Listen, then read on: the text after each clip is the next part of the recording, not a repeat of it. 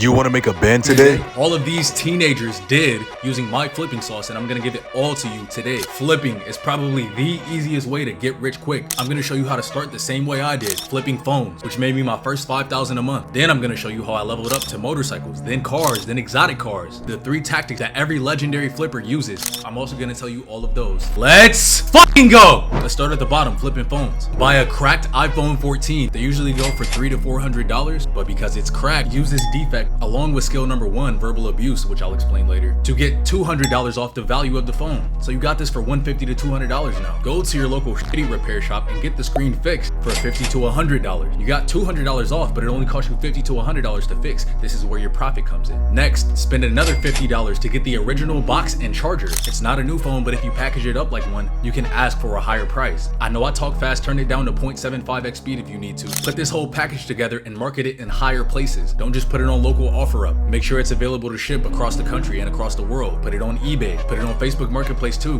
Because you did all these things, you should easily be able to sell it for $300 more than what you paid for it, if not $500 more. So rinse and repeat until you're a rich bitch. This is how I made my first $5,000. So that's phones done. But let's say you don't even have the money to buy a phone. Most people will say, oh, just work a job till you make $300 that you can spend on a phone. Fuck no. Wait for Section 5 credit. Instead of working 6 months to save up $20,000, you can get a bank to give it to you instantly. But if you're underage, credit won't work for you. In this case, you could do what I did when I was underage, flipping food at school. You can start this shit with $2, literally. If you don't have $2, cash at me $1. I will send you $2. Take this $2 and spend it on the super cheap small candies at the gas station. Sell each of these candies for $1. Now it's not gonna be a great value. You're gonna have to be charismatic. You might even have to bag a little. Go for the teachers as well. They love to see a young person hustling and working. So let's say you bought 10 of these candies for the $2. Now you have $10. Spend that on a big pack of individually wrapped mints. And with this one, it'll be an even easier sell because you can use fear to sell. Fear is the strongest human motivator. Make little sly comments to people. Oh bro, did you brush your teeth this morning? Or just be like, or somebody's breath stinks like fucking shit. Fuck. Give people the fear that their breath stinks and then sell them the solution. You should be able to make $50 to $100 off these. And at that point, upgrade to food. People will gladly spend that much money on food. So this will just allow you to get to $200 to $300 even faster. I was literally making $50 to $100 a day in high school off of my chicken burger business. Chicken burgers, candy bars, Capri Suns. All of these are easily flippable. Now, I'm not telling you to sabotage the vending machines at your school in order to decrease competition, therefore increasing profits. Okay, so we started from 0. We took you to your first 1 to 5,000. We're not going to cars yet. Let's start first with motorcycles. But first, stop. I'm launching the biggest thing I've ever done. I am putting my life on the line with this to make sure you guys get rich. Not $100 a month, way cheaper. 44, then free. Not a course, way better. I explain at the end of the video, or you can check it out now on rjack.net/Bentley. Anyways, motorcycles. Motorcycles are way better than cars because they're $3,000 to $5,000 at most, and they're usually way cheaper to fix. First step is to learn about motorcycles and the common issues and cheap fixes for those issues. Then find specific motorcycles that need specific fixes done,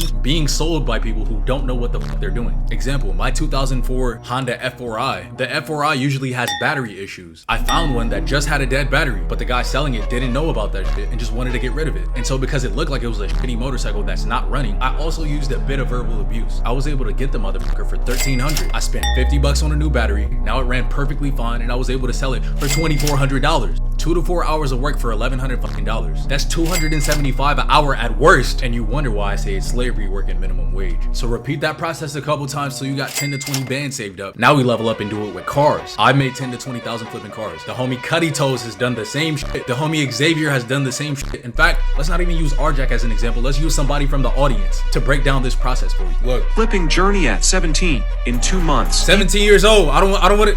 17 years old, rich as shit. Rich motherfucker. Look, bought for $1,900. G35 I bought for next day. Sold for 3 bands the very next day. Clean Beamer I bought for $3K. Okay. For $5K. Sold for 5 bands.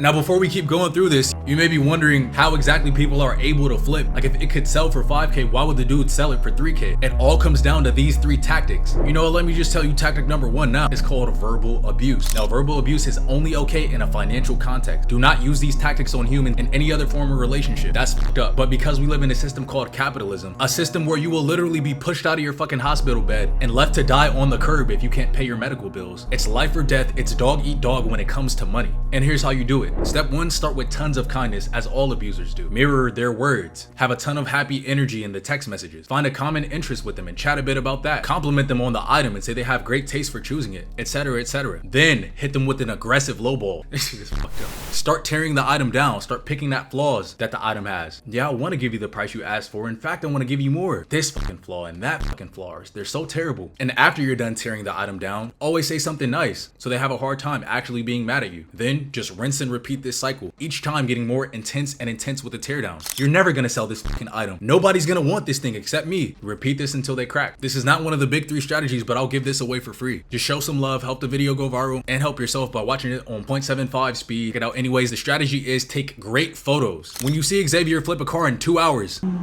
2010 Mustang I bought for $2,900. Sold in 2 hours for $3,500. It's already sold. the reason why he's able to do that is because he's finding cars with badly taken pictures. If you notice, all the pictures he showed you in this TikTok were very cinematic looking pictures of the cars that capture them from their best angles. When people are scrolling through OfferUp and Facebook Marketplace, they're not actually seeing the car, they're seeing how you captured the car. So simply by capturing it better, you can catch someone's eye who's willing to spend more for the car. And in 2 hours, you can make $1,000 profit. That's $500 an hour. Let me know if your boss pays you that right now. Okay, then listen the fuck up. Now, verbal abuse isn't the only way to get items at a way lower cost and flip them at a way higher price. Targeting a hidden market is also an easy way. For example, let's get into exotics. Hoovy's Garage purchased a Lamborghini Countach and a Lamborghini Diablo for $300,000. The Countach alone was worth $300,000. Now it's worth like $600,000. And the Diablo itself is worth $300,000. So basically he got a free Countach.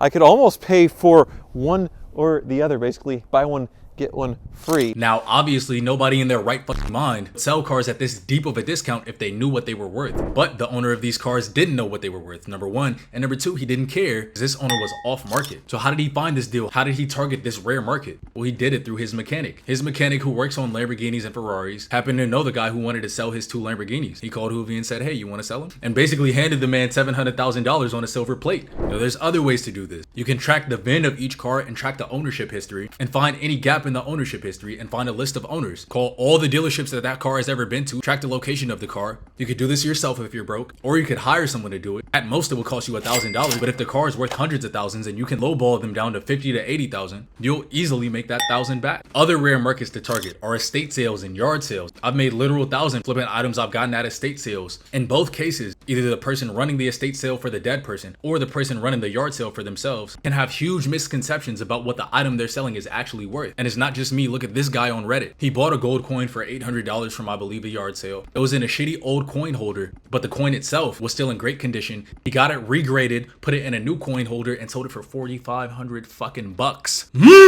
Free money. And before I tell you strategy number 3, let's combine these 2 strategies. Sure, you can make $5,000 flipping a $50,000 car with one of these strategies. But when you combine the first 2, verbal abuse and finding rare markets, you can make $20,000 to $30,000 flipping $300,000 houses. It's called wholesale real estate. To make wholesale real estate really simple, you're buying and selling a house without having to buy and sell the house. Like, let's say you use these 2 skills to find a house that's worth $300,000, but you can get the seller to sell it to you for $270,000. But you don't have $270,000. You're still in luck. You can write up a contract that does 2 things. 1, it gives you the exclusive right to buy the house. Nobody else can purchase it. And 2, says that it has to be sold at $270,000. Now, with that contract, you just lock the house down. You didn't have to pay for it, but it's now yours technically. And you can go to the plenty of people that would gladly buy it at its rightful price of $300,000 and say, hey, here's this $300,000 house. Pay the owner $270,000 and pay me $30,000 for the right to buy it. The owner gets to sell their house.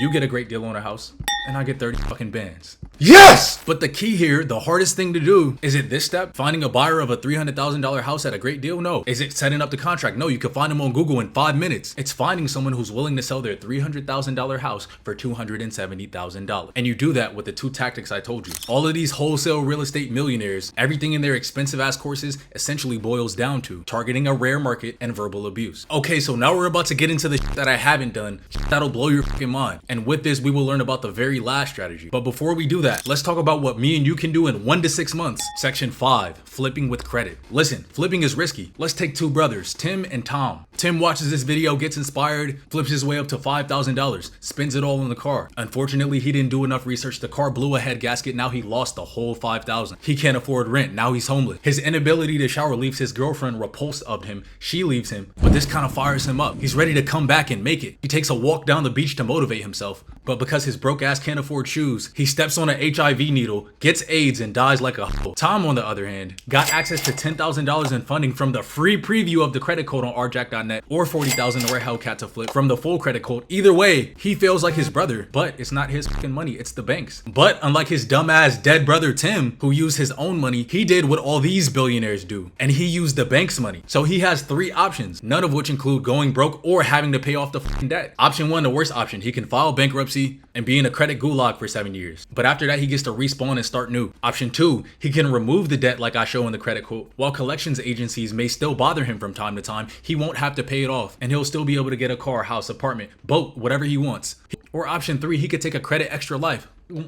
Delicious. Now let's talk about strategy 3 that the billionaires who think smart like Tom use to literally make tens of millions of dollars for fun: adding value. Now if you notice, I was sprinkling in little bits of this throughout the entire video. We take the crack phone and fix the screen. We take a dirty breath bastard and give him a mint. I took the motorcycle that wouldn't start and put a new battery in it. But this shit works for multi-million-dollar mansions. Steve Wynn, billionaire, does this for fun. Look at this quote from Donald Trump. He says Steve Wynn is a master mansion flipper. He takes a house, fixes it up a little bit, and then sells it a few months later for tens of millions of dollars extra. Steve Wynn bought this Palm Beach mansion for $49 million. 2 years later, he sold it for $66 million. Keep in mind, Steve Wynn is a multi-billionaire. His companies bring in billions in revenue every year. 10 million isn't shit to him, but he has these 3 strategies. So he just like to flex from time to time and make sure that flipping muscle still works. 10 mil here, 10 mil there, cool, just for fun. Blow it all on a stripper bitch, ooh wee. Now you might think 10 or 20 million is cool, but did you know that people are doing this with 100 million to $1 billion deals? And these same exact 3 strategies still apply. What is the only thing in this world that can be sold for over $1 billion? It's not a super yacht. The most expensive one of those is 800 million. It's a business. There's this thing called private equity where people apply these 3 tactics to flip a $1 billion business for $2 billion, to flip a $5 billion business for $10 billion. Take a look at this clip from the show Succession.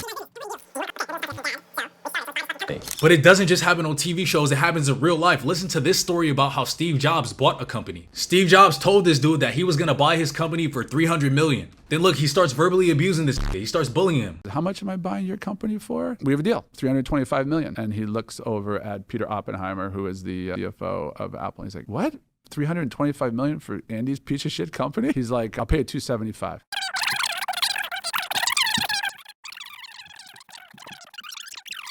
Yeah, I was like, 275 sounds pretty good, brother. Literally just a couple of mean words saved Steve Jobs $25 million. You know how many bust down APs you could buy with $25 million? Editor, put the amount on screen. You just watched a full guide on how to make 1,000 a day with proof. So why are you probably not gonna make 1,000 today? Because information is useless without execution. You're fucking scared to go get rich. So is everyone else, because you're trying to get rich alone. No one got rich alone. So I created a group where the only conversation topic allowed is money, where overworking is encouraged and indecision is destroyed. This is Fight Club. This is Project Mayhem. This is Get Rich or Die. This is it.